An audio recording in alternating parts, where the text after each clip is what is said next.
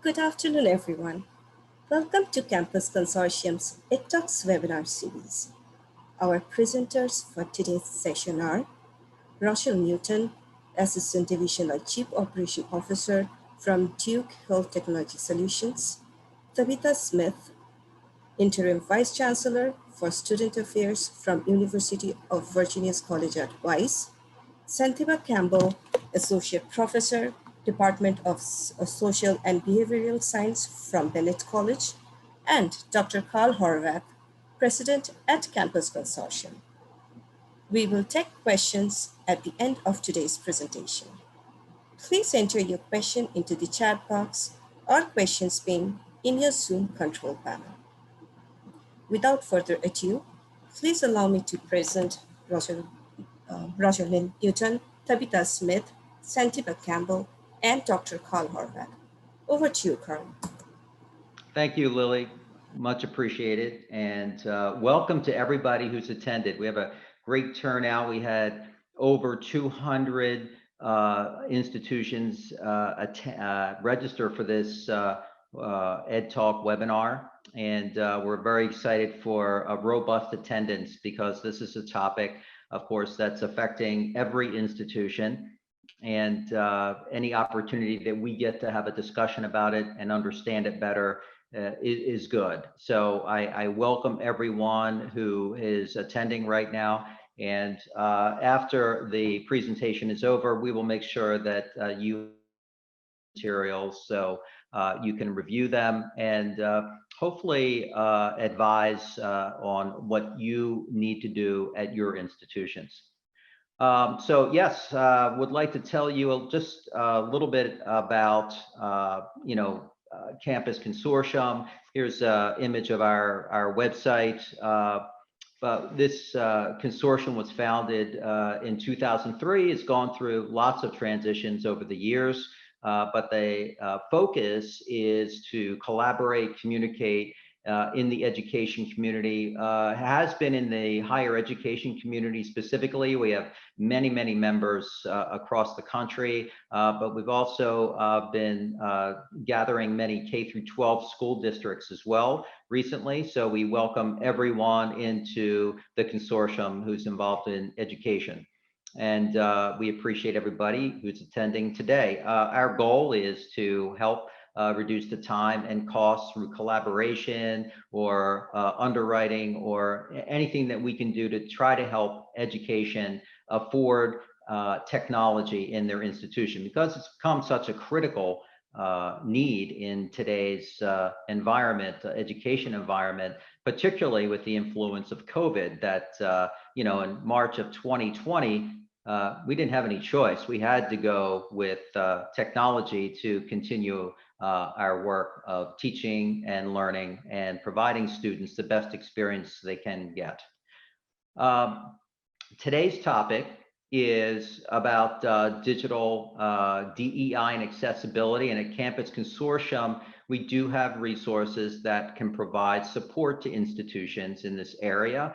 Not saying that we can solve all DEI issues, absolutely not, but we do want to provide a forum for conversation around this as we are today. And we do have very specific support that we can provide in terms of accessibility to online applications and technology.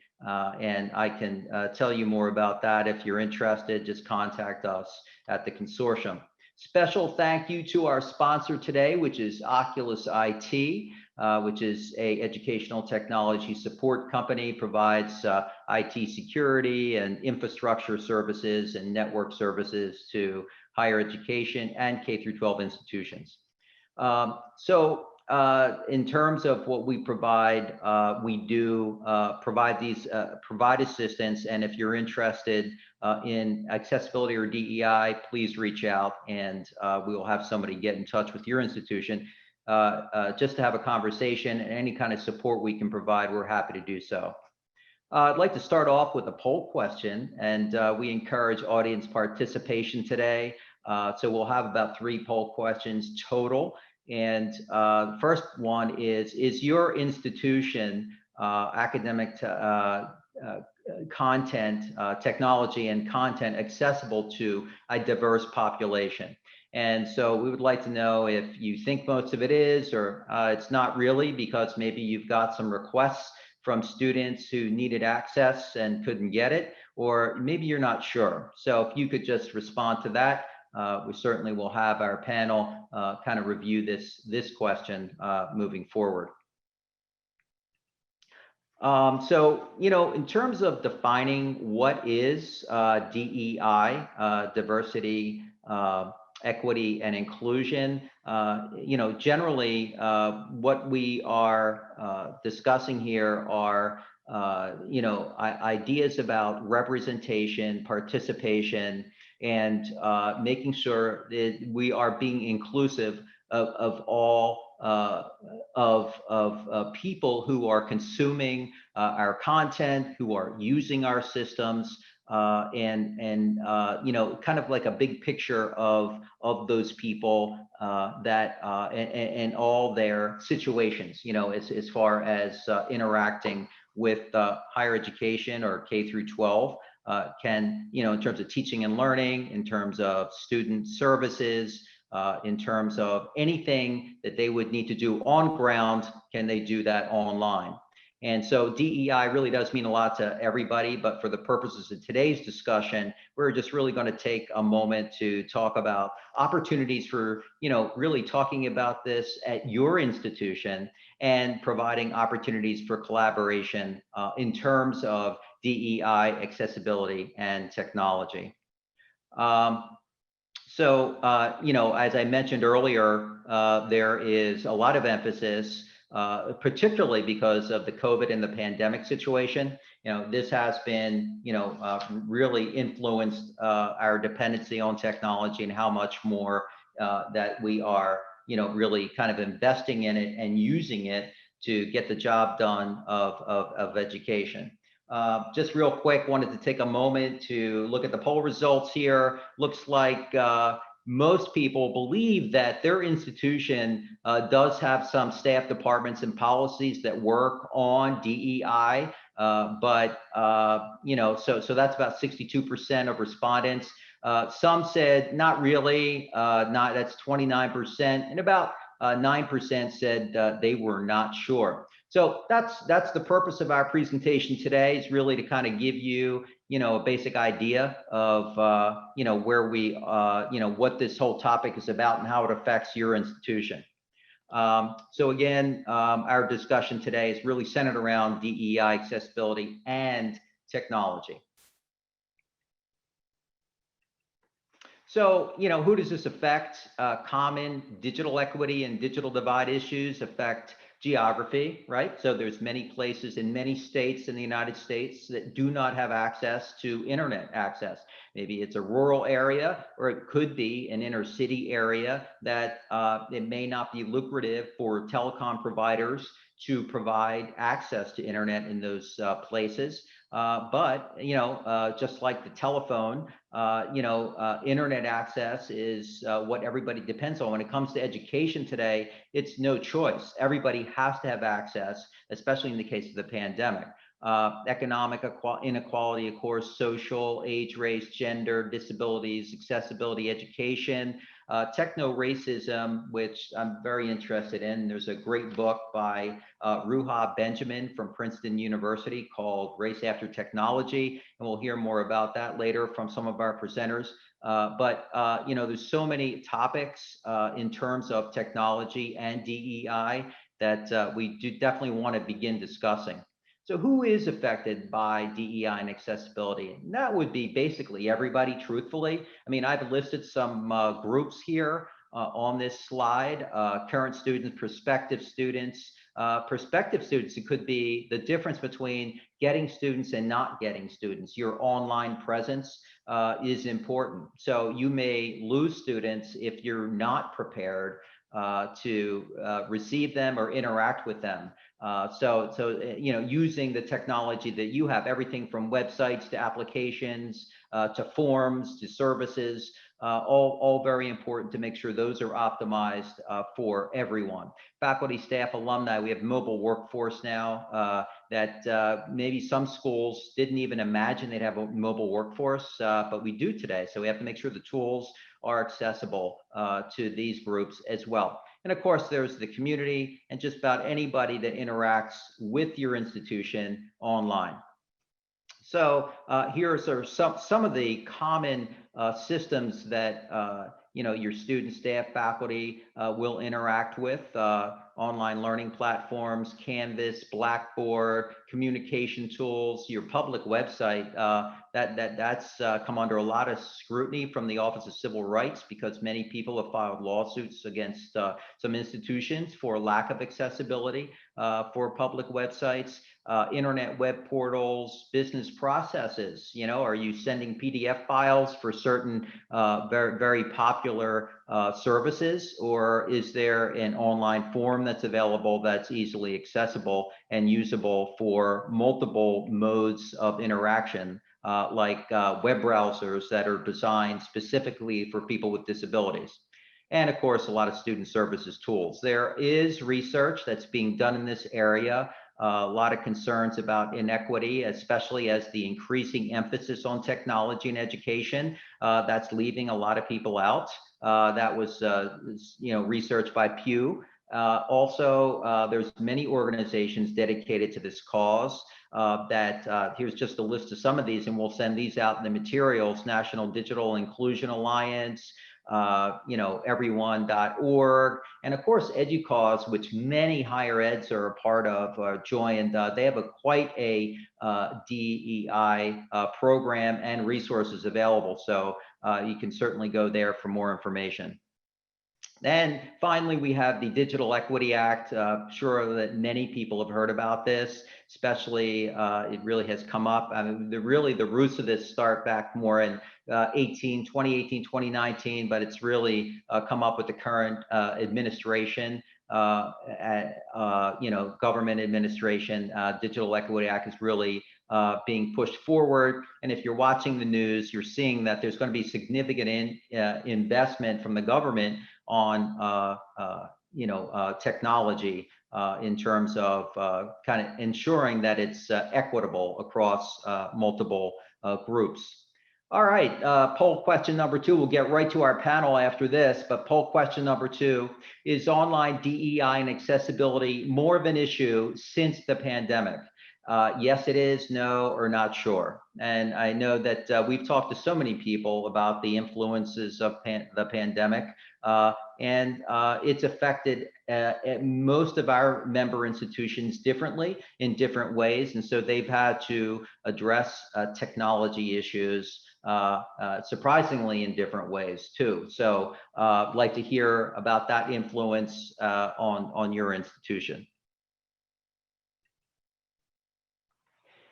And I'd like to start introducing our panel and get into the conversation a bit and hear from our experts that work in this area and their perspectives. We do welcome questions from our, the online chat or the Q&A, and we will field them and we'll do our best to answer them. I'd like to introduce our first presenter today, Dr. Campbell. Dr. Tabitha Campbell is an associate professor of psychology at Bennett College. A native of North Carolina, she earned her MA and PhD in the field of social psychology from the University of Delaware.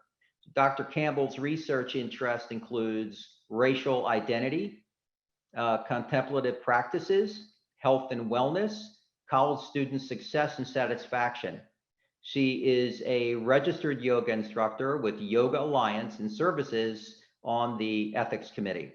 And Bennett College is known for its intimate, engaging learning community that produces exceptional women scholars and global leaders. Bennett provides educational access to students while promoting inquiry, civic engagement, social justice, and lifelong learning and equity for all. That sounds great. And Dr. Campbell, thank you so much for joining us today. Before I hand it over to you, just wanted to share the results of the poll. Not much of a surprise here, I don't think. Is online DEI and accessibility more of an issue since the pandemic? Absolutely, because of that dependency. And it really looks like from the institutions that Campus Consortium talks to regularly, and what's happening in the Chronicle and Inside Higher Ed and some of these other resources, that there is that we're not completely going back to the way it was, and that there has been investment in technology to make sure students are connecting, and it looks like that students want to keep some of this also in terms of what they're able to do in terms of working with our institutions. So really interesting to see that 89% of the audience is engaged in making sure that technology is key. So what I'd like to do right now, Dr. Campbell, is hand it over to you, and could you please talk to us about this important topic? Thank you, Carl. Good afternoon, everyone. So for the next couple of moments, I want to dive a little deeper into a slide that Carl presented to us earlier, talking about the common digital equity and digital divide issues. So I want to focus in on age, race, gender orientation, talk about infrastructure, and let's dive a little bit deeper into this idea of techno-racism that may be new to some of you. So when it comes to talking about diversity, equity, and inclusion, I think oftentimes people immediately go to race. And they think that when we talk about diversity, it's all about race. But diversity is so much more.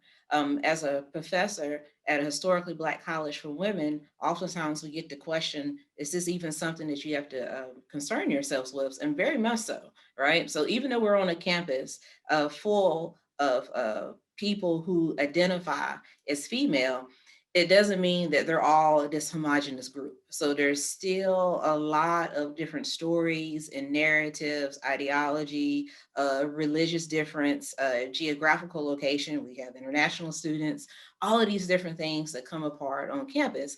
And you can imagine it impacts our online presence. So it's something that we really have to think about. Also in regards to age, oftentimes people take age for granted, especially in the technology world. You cannot assume that just because a person is a millennial or whatever the next generation is, they're technologically savvy. That is not the case.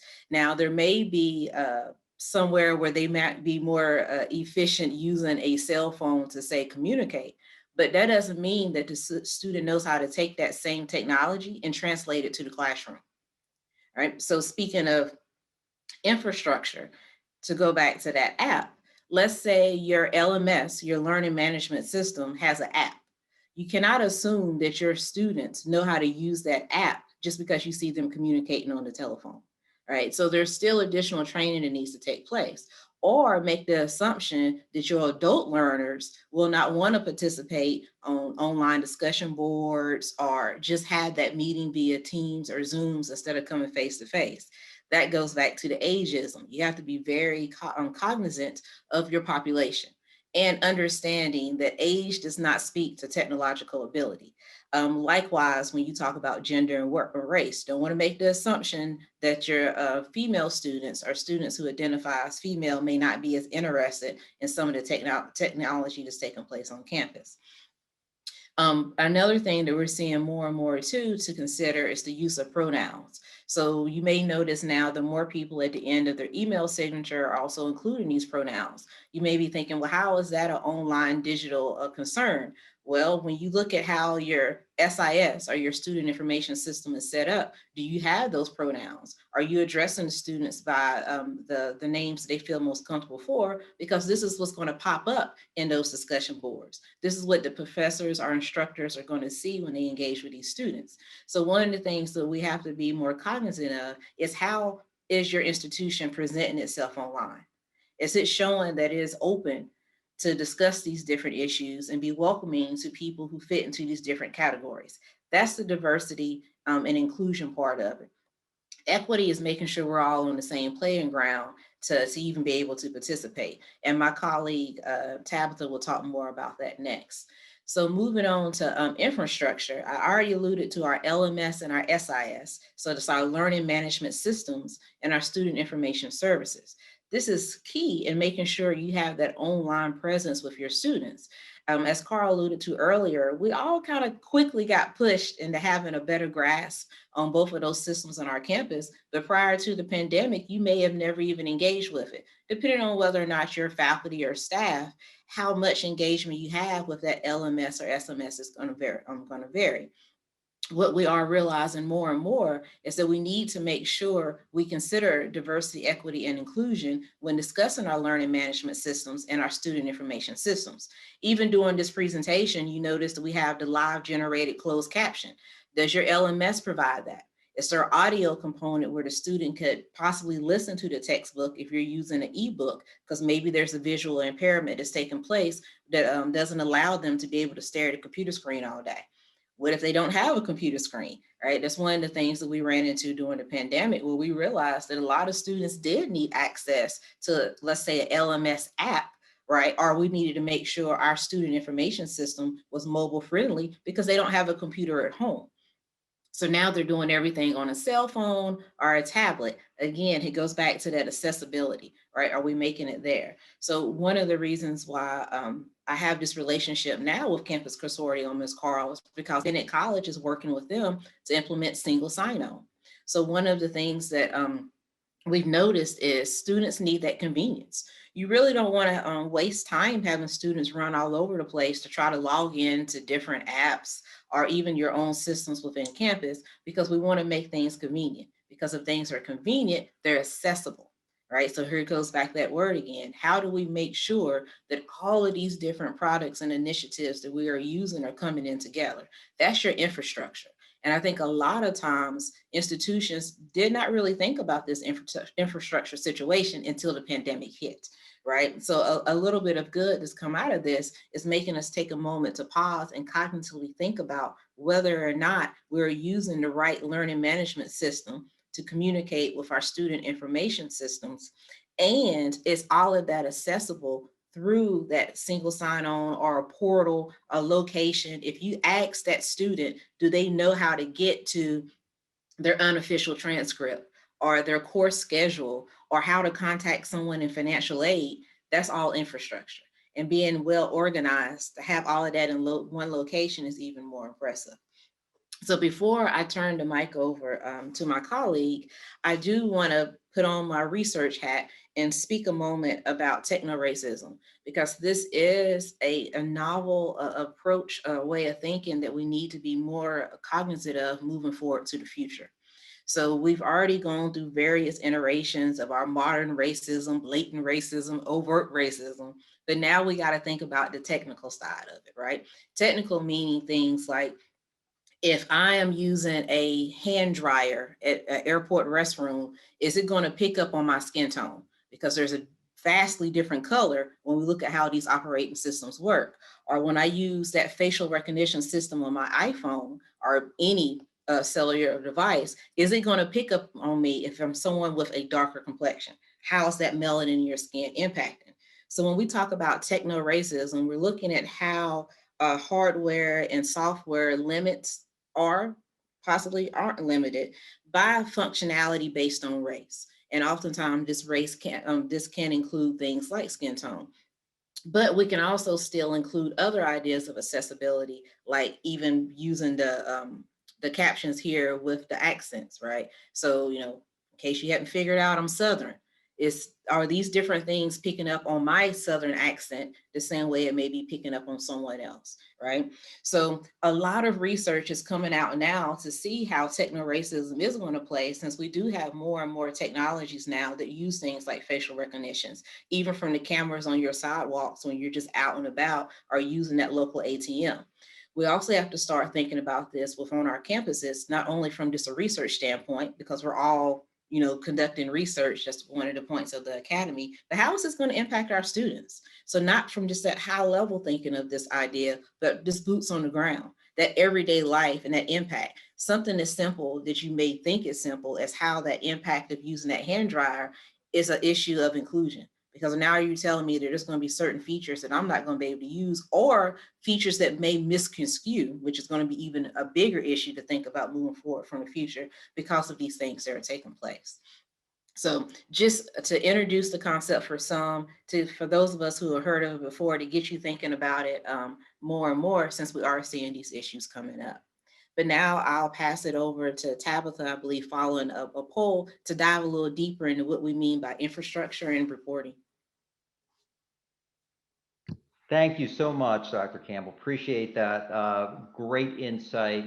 And I love that techno-racism topic. Very, very interesting. And it's something that we haven't attended to, but definitely warrants more research. So I can see that is an area of your research, and like to see what you find in the coming, months and years in terms of this. And hopefully that brings change to technology.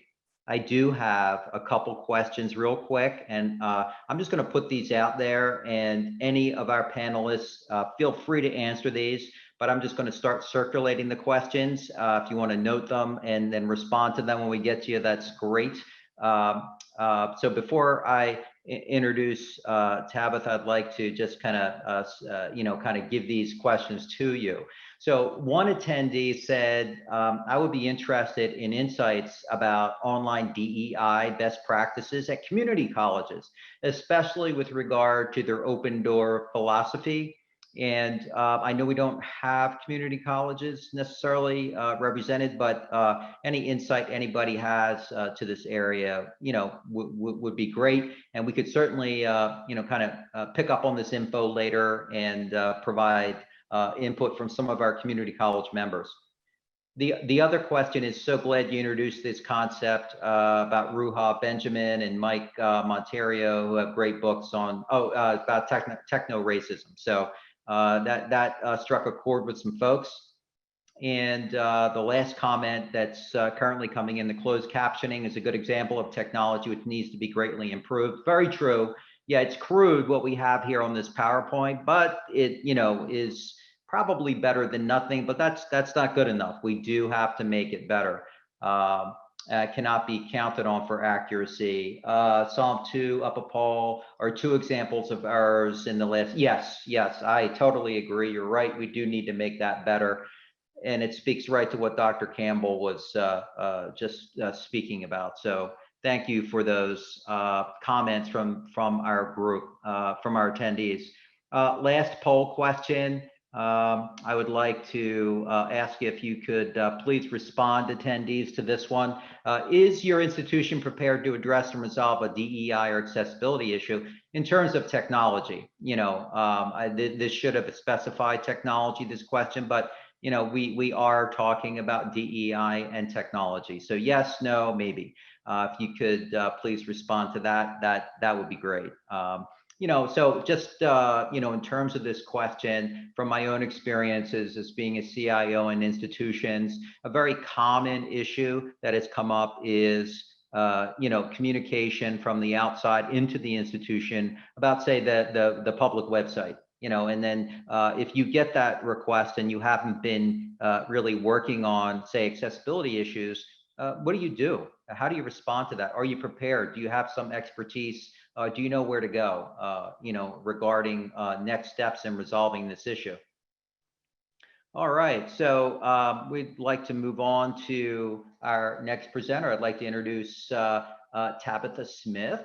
Tabitha Smith is currently the interim vice chancellor for student affairs, along with being the director of compliance and inclusion and Title IX coordinator at the University of Virginia's College at Wise. She has obtained extensive training in matters related to gender and race discrimination, sexual harassment, and equity. She is a licensed professional counselor with more than 10 years of clinical experience in both public mental health and higher education settings. That sounds like a lot, Tabitha. You're a very busy person. So founded in 1954, the University of Virginia's College at Wise is a public liberal arts institution, provides students with learning experiences to develop the insight, competence, sensitivity, and integrity necessary for living enriched lives and enriching other lives too.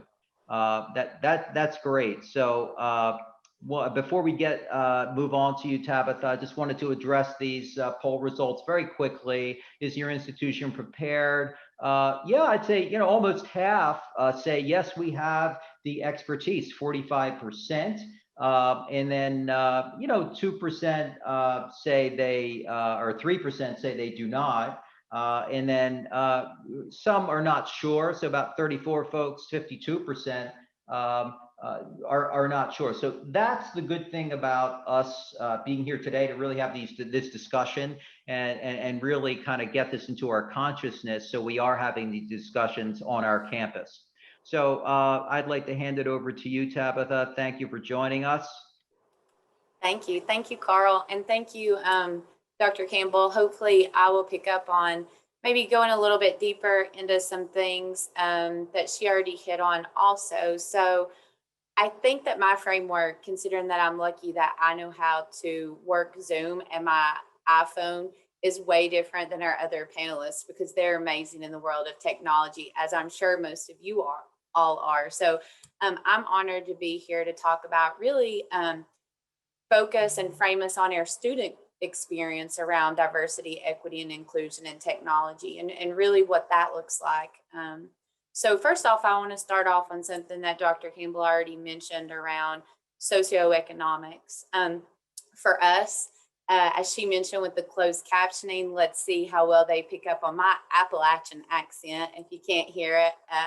So we're in a rural area located near Tennessee, Kentucky, a small Southwest Virginia, a small liberal arts institution. And so being in a rural area, the pandemic really showed us how we needed to navigate the socioeconomic status and academia around our students. So really what I wanted to share is some examples that we saw from a student affairs point of view of the statement we always say is sometimes our students are one flat tire to ending their college career, right? Because of the financial impact that can happen. Most of our students have one job, if not two. They have families, they're supporting others. They're very dependent on that financially. So from that point of view, when the pandemic hit, we were still in person. We were one of the rare schools that were here, but we were hybrid. We did have students living on campus still. We had a lot of students who had no other place to go, or they had family members who were ill that were autoimmune deficiency and they couldn't go home. So we were caring for those, but we had students who in their household, like myself, I have an 8-year-old. And so if I had an 8-year-old, but then I have a college student, that college student then now was the babysitter for the 8-year-old so that their essential parent could go work, right? And so now they're in these asynchronous, synchronous classes trying to figure out, how do I care for my brother or sister? And also this, or they actually were the parent, right? We know Title IX covers air parenting and pregnant students. So how do we accommodate that and gender from that accessibility? So even getting out of the pandemic, these are all things that continue to think about, because while they may alleviate, they're still there. Like a lot of you all, we gave out hotspots to try to aid, but they didn't pick up, right? In our extreme, beautiful Appalachian mountains, still sometimes I live right in the town and I'll have to step outside to get on my cell phone, right? So I remember plenty of times talking with students. This one time we had a meeting. I'm co-advisor of our National Society of Leadership and Success, and our treasurer hopped on a 4-wheeler to drive down the road because we couldn't get them on Zoom, right? Or like you all, we had students in parking lots of restaurants, churches, just to get service. So while they're trying to do their classes, they're uncomfortable. And just that connectivity of the anxiety behind, am I going to drop Wi-Fi? It's there, which we'll get to mental health, but that's where you see that increase of that anxiety. And then one thing that we chatted about as a panelist really is if we have any faculty online. We had plenty of reports where students were being reprimanded for not turning their camera on. And they didn't want to turn their camera on because they were in a synchronous class and they had to go to work, or they didn't want their peers to see their living space that they lived. It was embarrassing for them to see the background of where they were at. And so I think those are all things as we continue to move forward in hybrid from obviously a role setting, but it's happening across the nation to really think about socioeconomic gets left out a lot around DEI work. So being mindful of that. Moving on to disabilities and accessibilities, this is probably the strong point for most of us because that's where we hear around disability. So I think just ensuring that technology is accessible, what we've already said. You know, we all believe that we were mindful of this pre-pandemic, but now that we see, are we really, right? We know that institutions are supposed to have a clear standard for accessibility when it comes to technology. We know that our friend that asked the community college question, best practices, that's for all of us. Best practice is the web content accessibility guidelines, that 2.1, that's the most recent.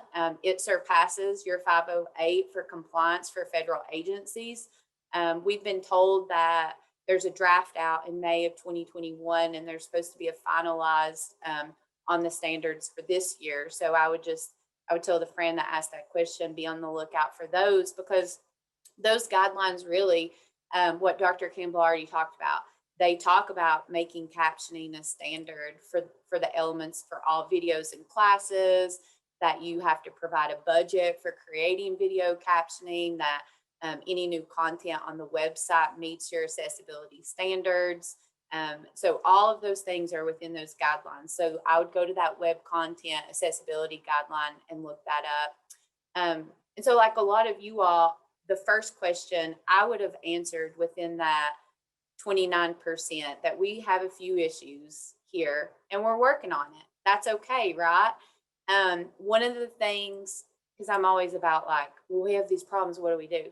So one of the things that we did here was we've created a committee on inclusivity and technology, because we realized there was a lot of things going on, and we incorporated like me and someone from athletics and our disabilities person and our media services to really talk about concerns and things that we're hearing around accessibility and disability. And if that's not a committee that you all have, I would say start asking and maybe create it or put yourself on it if you feel like a passion.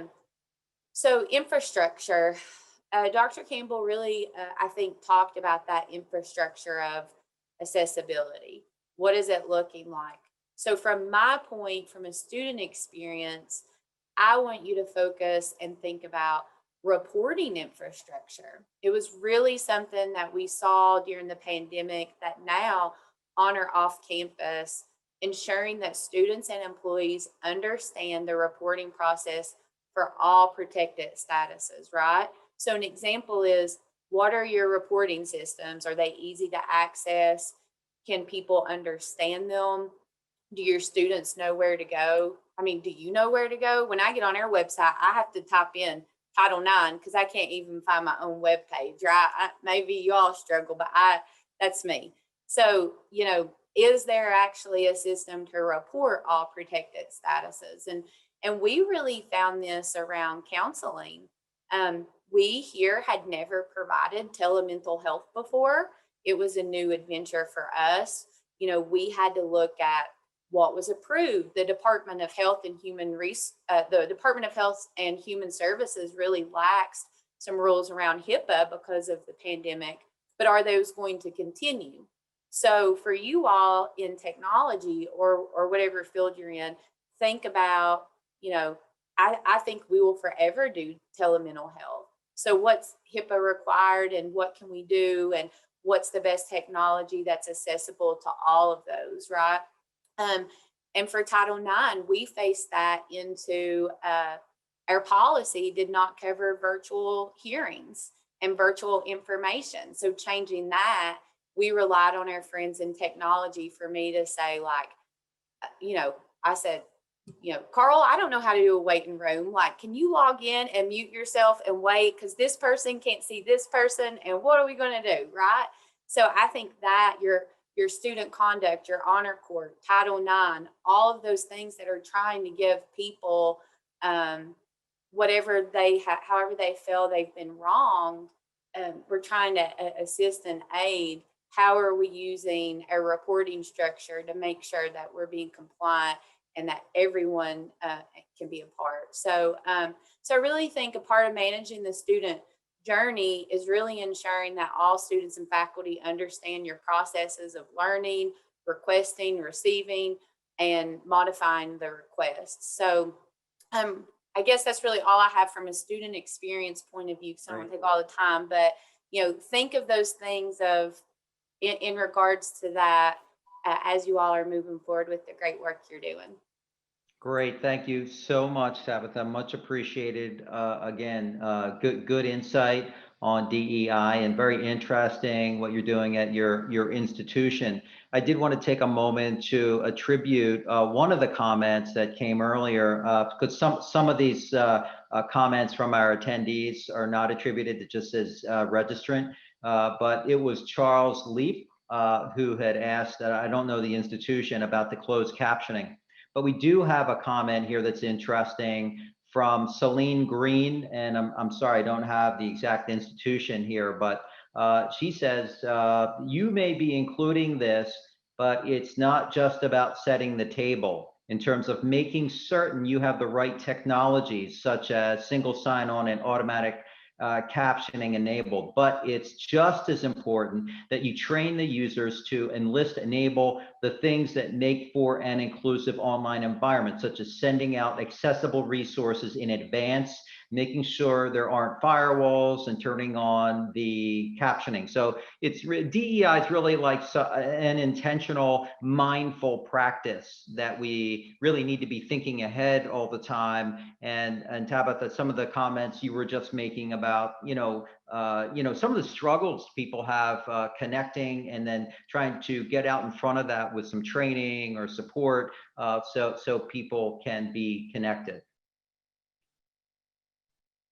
So appreciate that. That was great. And our third panelist, I'd like to present Dr. Newton. Dr. Rochelle Newton has worked in information technology for more than 44 years. She has served as an advisor to stakeholders, strategic planners, cybersecurity subject matter expert, and team builder.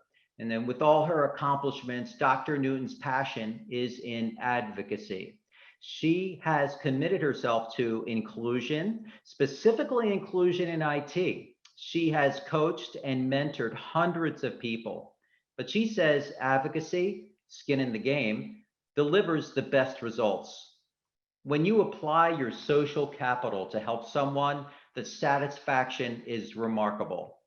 And Dr. Newton, works out of Duke Health Technology Solutions, and tracing its origins to 1838, Duke University evolved into one of the world's leading institutions for education, research, and patient care. Located in Durham, North Carolina, Duke is comprised of two major organizations, Duke University and Duke University Health System. And I'd like to welcome Dr. Newton to our EdTalk webinar today, and I'd like to hand it over to you, please.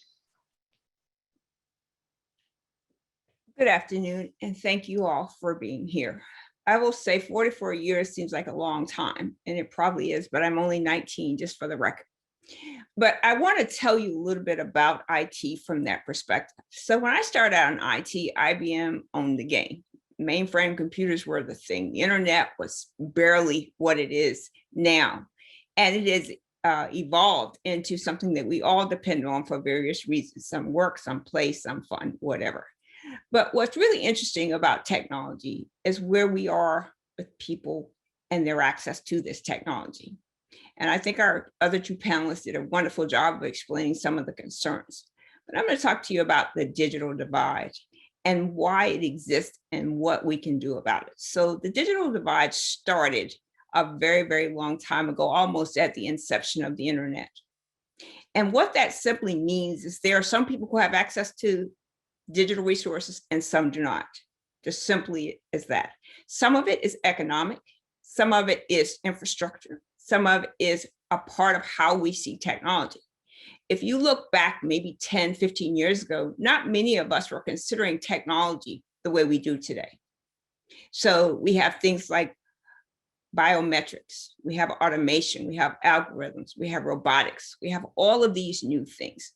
How many of you would have guessed 10 years ago, you could have asked your refrigerator, do you have eggs? Or you could have told your home security system to lock the doors or unlock the doors.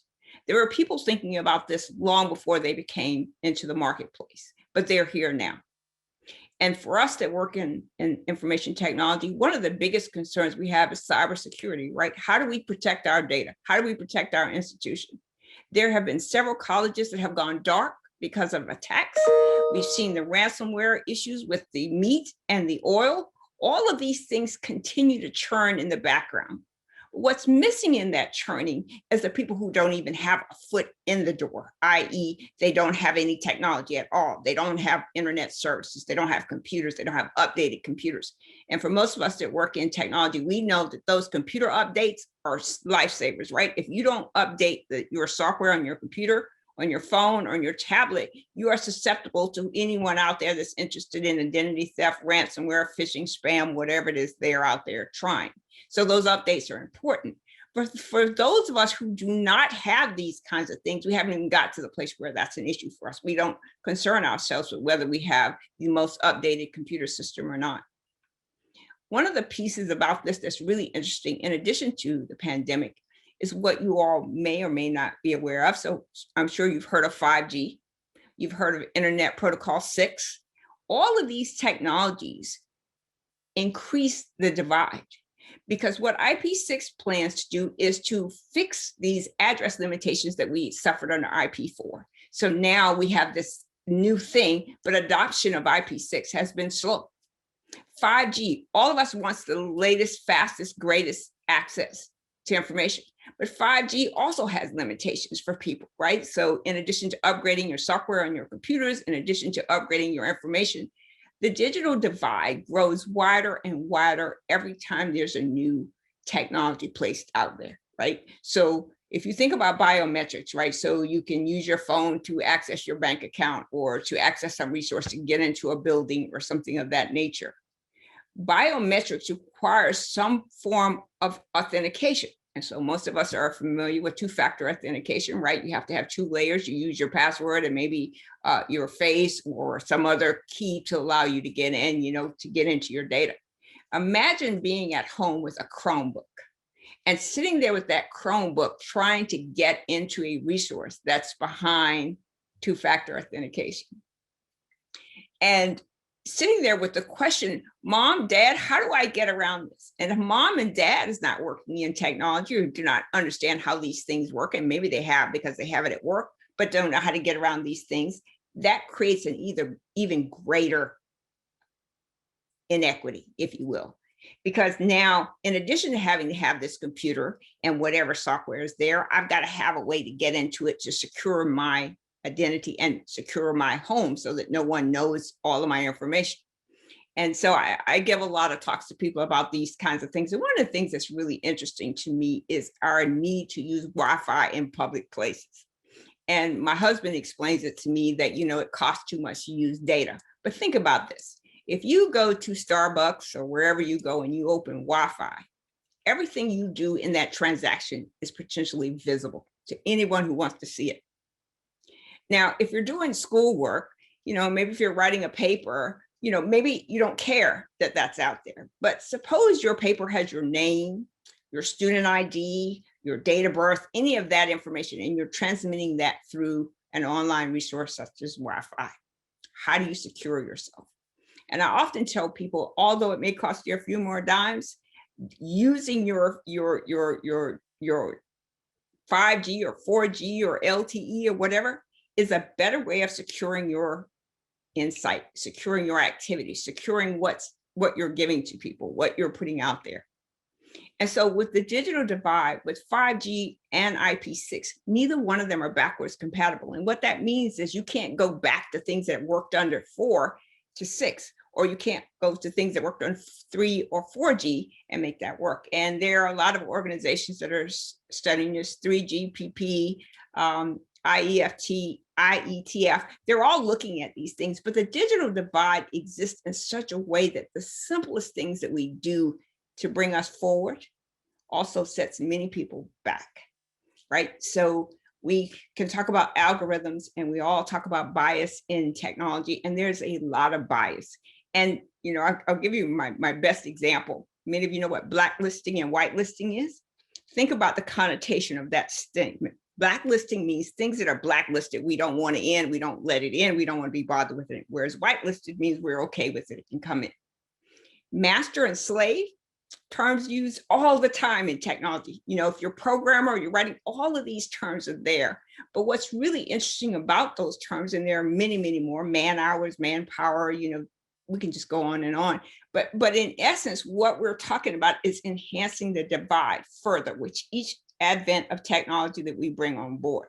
So not just the accessibility, not just the infrastructure, but the actual basics of using technology and the things that we put in place. So as you're developing your systems, develop it for those who have the least.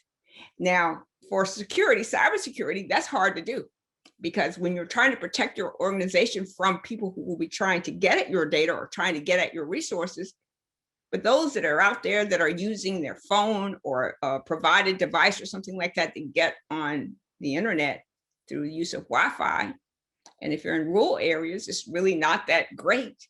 If you're economically repressed, it's not that easy. And if more than one person is using that device to do their work, that's even more competition for bandwidth. So you've got all kinds of pieces and parts that are in the digital divide that further strengthens the divide instead of closing the gap. So think about it from that perspective. Also think about it from this. The infrastructure that we have in place was built 40, 50, 60, 100 years ago, and you're trying to bring the entire universe on that wire, wherever you are. So we moved from what we called back in the day, early Ethernet to 10 base T, to digital Ethernet, 100, 1000 gigabit Ethernet, to fiber. And there's so much more to come in that example.